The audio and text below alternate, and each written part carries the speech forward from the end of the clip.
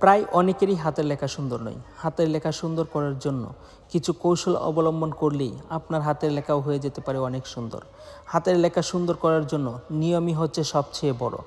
আপনার হাতের লেখা সুন্দর করতে চাইলে আমার এই চ্যানেলটি সাবস্ক্রাইব করে রাখুন।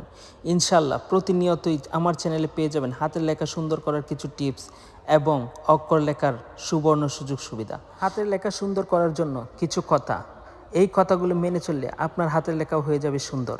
সেই কথাগুলো হলো, বর্ণলেখা সুন্দর করতে হবে। একটা কথা মনে রাখবেন, বর্ণলেখা যদি সুন্দর হয়ে যায় তাহলে আপনার হাতের লেখা হয়ে যাবে সুন্দর। কারণ বর্ণই হচ্ছে সুন্দর হাতের লেখার প্রথম চাবিকাঠি। বর্ণলেখা যদি সুন্দর না হয় তাহলে আপনার হাতের লেখা কখনোই সুন্দর হবে না, যে কারণে বর্ণলেখার প্রতি গুরুত্ব খুবই বেশি। দ্বিতীয়ত, স্বরচিহ্নগুলো সুন্দর করে লিখতে হবে। স্বরচিহ্নগুলো হচ্ছে দ্বিতীয় চাবিকাঠি। কারণ হচ্ছে গিয়ে আপনি যদি কোনো শব্দ লিখতে যান তাহলে স্বরচিহ্ন ছাড়া লিখতে পারবেন না, যে কারণে স্বরচিহ্নগুলো খুবই গুরুত্বপূর্ণ। আর স্বরচিহ্নগুলো যত সুন্দর করে লিখবেন আপনার হাতের লেখা তত সুন্দর হয়ে উঠবে, যে কারণে স্বরচিহ্নগুলো সুন্দর করে লিখতে হবে। কারণ স্বরচিহ্ন ছাড়া আপনি কোনো শব্দ বা বাক্য গঠন করতে পারবেন না। 3, যুক্ত অক্ষরগুলো সুন্দর করে লিখতে হবে। একটা কথা মনে রাখবেন, একটা বাক্য গঠন করতে গেলে সেখানে যুক্ত অক্ষর থাকতে, সেই যুক্ত অক্ষরগুলো যদি আপনি সুন্দর করে লিখতে না পারেন তাহলে আপনার হাতের লেখা সুন্দর করতে পারবেন না। আর আমরা অনেকেই আছি যারা একটা শব্দের মধ্যে যুক্ত অক্ষর থাকলে সেখানে কি বর্ণগুলো আছে সেই বর্ণগুলো ধরতে পারি না। কারণ যুক্ত অক্ষরগুলোর মধ্যে অনেক অক্ষর আছে যেগুলো অনেক কঠিনভাবে থাকে, যে কারণে এখানে যে অক্ষর বানানটা দেখতেছেন এই অক্ষরের মধ্যে যে মদিনস্য কয় সংযুক্ত আছে সেটাও আমরা অনেকেই বলতে পারি না। আসলে যে কারণে যুক্ত অক্ষরগুলো জানা খুবই জরুরি।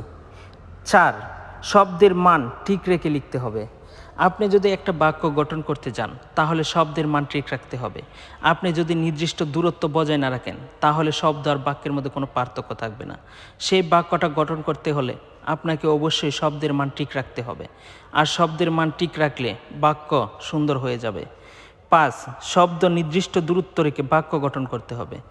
আপনি সবসময় একটা কথা মনে রাখবেন, যখন আপনি কোনো বাক্য গঠন করবেন একটা শব্দ থেকে আরেকটা শব্দের দূরত্ব সর্বনিম্ন 1 কলম পরিমাণ রাখবেন। আর যদি 1 কলম পরিমাণ বা তার কম রাখেন তাহলে সেই শব্দটা সুন্দর দেখা যাবে না, সেই বাক্যটা সুন্দর করে গঠন করতে পারবেন না।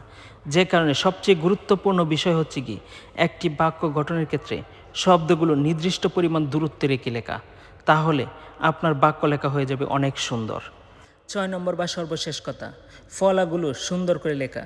ফলাগুলো যদি সুন্দর হয় তাহলে আপনার লেখা সুন্দর হবে, কারণ যুক্ত অক্ষরের মতো ফলাগুলো খুব গুরুত্বপূর্ণ। ভিডিওটা আর লম্বায়িত করতে চাই না। আমার ভিডিও যদি আপনাদের ভালো লাগে আর ভিডিও থেকে যদি বিন্দুমাত্র উপকার পেয়ে থাকেন তাহলে অবশ্যই লাইক কমেন্ট করে আমাকে জানিয়ে যাবেন। আর আমার চ্যানেল নতুন হয়ে থাকলে সাবস্ক্রাইব করতে ভুলবেন না। আর আমি প্রতিনিয়তই আপনাদের মাঝে ক্লাস নিয়ে আসছি, ইনশাল্লাহ আমার ক্লাসে যুক্ত থাকবেন।